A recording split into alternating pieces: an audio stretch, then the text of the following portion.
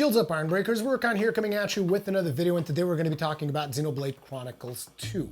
Now in today's video, this is more of a preview type video. I want to focus on what it feels like to actually play the game. I already have a video that I've done in the past on the channel. It's called Everything We Know So Far About, or Everything You Need to Know About Xenoblade Chronicles 2, where I go in great in-depth about mechanics and stuff like that.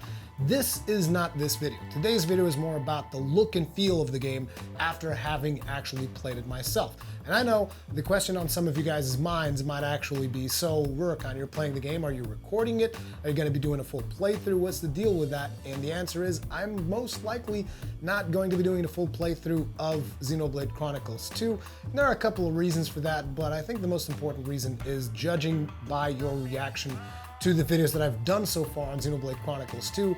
I see that there's a lot of you guys that are interested in the game, but you don't seem necessarily interested in watching me play through the entirety of it, which I can understand because it's a JRPG. There's tons and tons of things to do, and a lot of those things are maybe not the most entertaining things to watch, even though they're still cool to do. So just letting you guys know about that. And also it's like every now and then it does feel good to be able to play a video game just for fun. You know, obviously I'm gonna play it, I'm gonna talk about it, tell you guys my opinions on it, but not having the additional stress of having to think about, okay, I need to record this, need to live stream this, can only play it when I'm live streaming.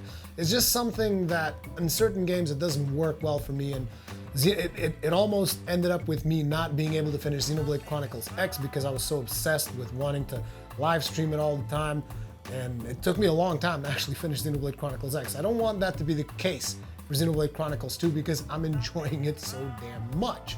So in today's video, I'm going to be talking about a couple of things in regards of what I've played so far. We're going to be talking about visuals, we're going to be talking about sound, we're going to be talking about gameplay, and a little bit about the story, but let me just assure you guys, there will be no spoilers whatsoever in this video. As a matter of fact, I kind of think that Nintendo has already spoiled quite a bit in their last Nintendo Direct.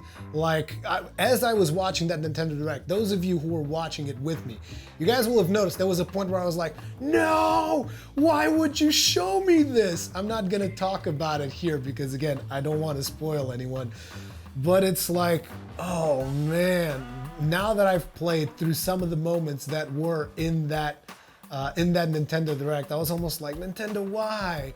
Why'd you have to show? Like, I know that it's in the first couple of hours of the game, but still, it's such a major moment that actually evokes so many different feelings and when it happens, that it's just like, when I knew that it was coming, I just felt empty inside. Anyway, I'm sure there's plenty more of those moments. Like I said, I'm about 5 hours into the game at this point, so there's plenty more of that stuff to come.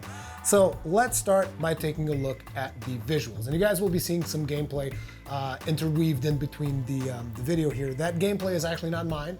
That is B-roll that Nintendo sent because we actually can't show you guys gameplay just yet.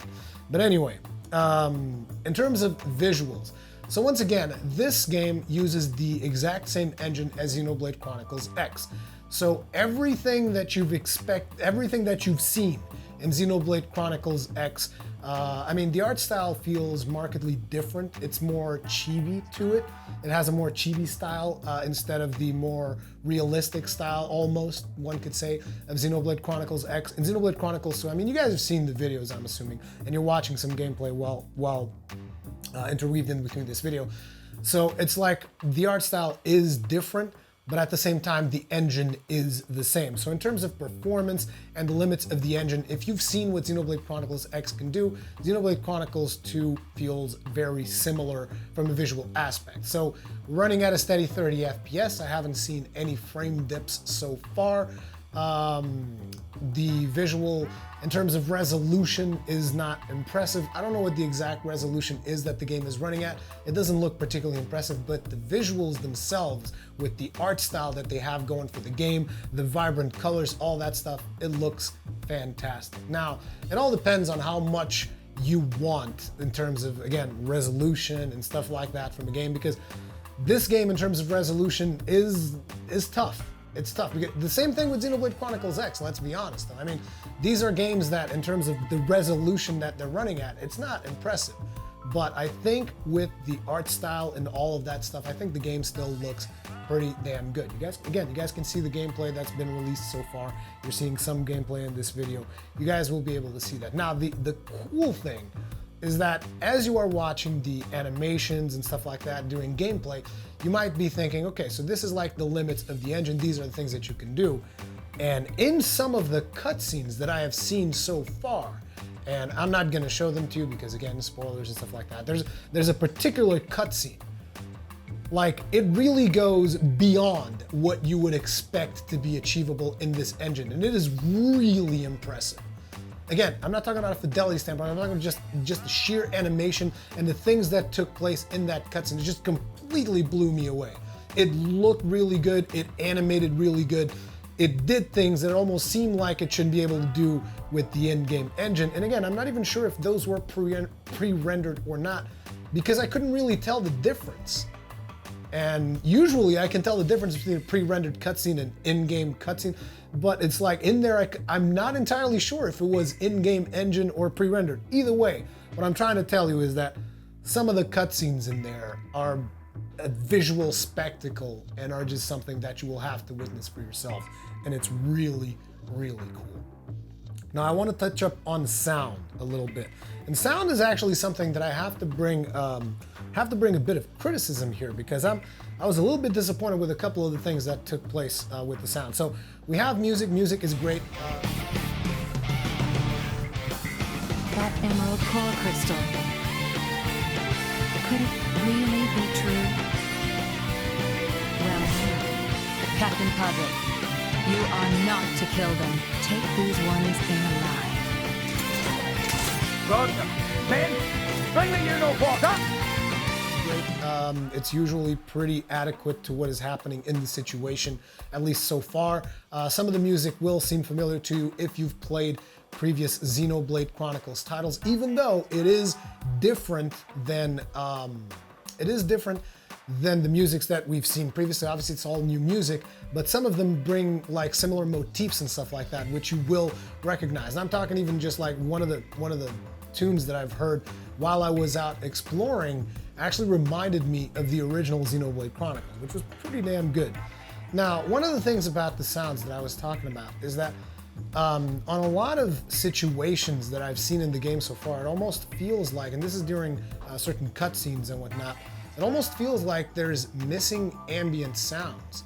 And because, like, for instance, let's say you're setting up a shot, there's like a pan shot of something, they're showing a character, showing something, it's showing something that is happening. And there will be sounds of the thing that is happening, but there won't be like ambience, like, for instance, in this room, while the footage that I'm filming and that you're getting the audio from, there's going to be all kinds of ambient sounds. There's going to be potentially a little bit of sound from my hand moving on the phone. There's going to be computer fans all over the place. There's going to be a little bit of echo, that kind of stuff. It feels like it's missing that on some cutscenes, and you just get this really heavy silence, which I thought was a little bit weird.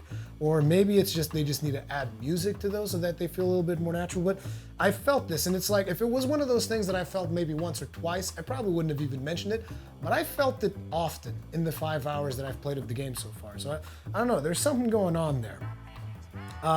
Then we also have the fact that the localization of this game, and I'm talking specifically about the voiceover, it's weird.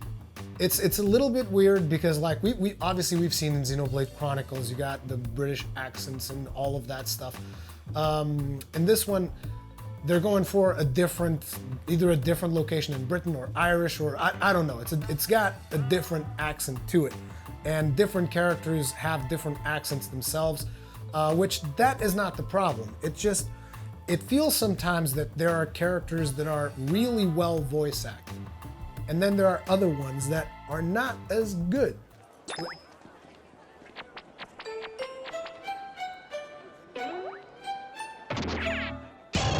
What the bloody hell is this? Don't tell me this is meant to be me.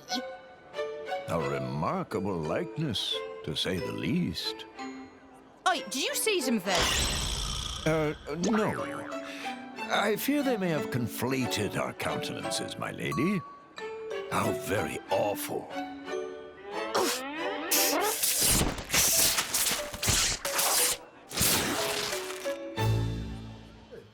Again, this is with the localized version, and I know you guys are probably asking, oh, why don't you just play in Japanese? Because it's not available yet, because I want to.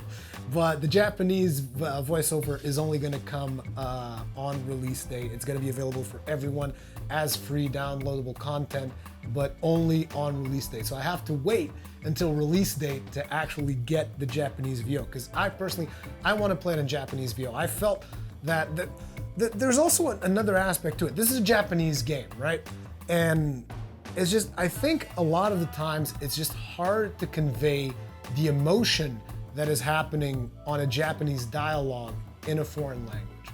I think that's a big part of why sometimes the voiceover kind of feels like it's a little bit off place, it's a little bit off beat, you know, even though, like I said, there are a couple of characters that are super well voiced that I really liked, but then there are other characters that just kind of feel like they missed the mark, they feel out of place. And again, I'm being a little bit nitpicky here, but I'm just letting you guys know my experience with it so far. So my personal opinion is, when you do get the game, get the Japanese voiceover. You're gonna have, in my opinion, a much better experience than with the English ones. There's just like, specifically, there's this cutscene that I really, really loved, the cutscene itself. And I just felt that the voice actors weren't able to give it the oomph it needed that I'm pretty sure the Japanese voice actors did, because you guys know what Japanese VO is like in most games. But that's pretty much what I have to say in terms of sound. Everything else in regards to sound, like the sound effects and stuff, all of that is cool. Music is pretty cool. I still like the music a whole lot. You get sometimes different combat music depending on which monsters you are fighting, so that is still pretty cool. But yeah, that's pretty much what I have to say in terms of music. Now, in terms of gameplay, well, it feels very much like a Xenoblade game. If you've played a Xenoblade game and you know what the combat and the exploration, all of that stuff, what that feels like, you kind of know what to expect from this one. Naturally, there's the quality of life changes where you have the arts mapped to the faceplate buttons, and then you have the blades mapped to the D-pad on the other side, so that you can switch between blades and switch between arts without actually having to go through like a skill palette, almost like you're playing an MMO on a PC. This one feels much better, a huge improvement, because for those of you who don't know, in the previous Xenoblade Chronicles, the way that you did combat is you would engage in combat with an enemy, and then you would have your skills on the bottom of the screen, and you would cycle through those skills using the D-pad, and then you would press a button to trigger the different skill. It's almost like you're cycling through MMO skills and then pressing different buttons. This was the old Xenoblade Chronicles game. In Xenoblade Chronicles 2, each character can only have 3 arts per blade. Then they have the special, which triggers into a whole bunch of other stuff. That's like, if we get into blade combos, I can be talking about this shit for 2 hours, so I'm not gonna go there. But you're gonna get 3 arts, and you're gonna be able to select between 3 blades, and those are instantly mapped to the D-pad for the selection of blades, and the faceplate buttons directly to arts, and that is a huge quality of life improvement. However, I do have to say that in terms of exploration, which was a big thing in Xenoblade Chronicles X, as a matter of fact, that was the whole point of Xenoblade Chronicles X. It was a Xenoblade title focused around bringing you the joy of exploration, which is something that I've really enjoyed while I was playing that game. I loved going off and trying to find all different kinds of ways that I could climb on stuff, that I could unlock different sections of the map, and that was the whole point. However, on this one, it's quite different. This game is much more directed towards the story, very much like the original Xenoblade Chronicles. So if you're coming at this trying to come from that sense of just like, oh, I just want to go off and explore, this game, I don't feel it rewards it as much as Xenoblade Chronicles X did. And again, this is a gameplay thing. You can't jump as high as you did in Xenoblade Chronicles X, so you're not going to be doing those crazy Superman jumps that you were able to do in the other game. Your jumps are just like regular jumps, so you're going to be much more limited in how you can, how much you can explore at the start of the game. I'm not sure how that will eventually unlock later down the line, because I'm pretty sure you're going to be able to explore more and more. I know that there are sections of the game that will be accessible through time, because there's this thing with the, that you're up on top of Titans, right? At this point, most people know that. Everybody's on top of Titans, and the Titans are all in this thing that is called the Sea of Clouds. And so with the Sea of Clouds, you have high tides and low tides, and depending on how the tide is, that is going to limit which areas you can access, as well as make other areas accessible if the tide is high or if the tide is low. So that's something to keep in mind.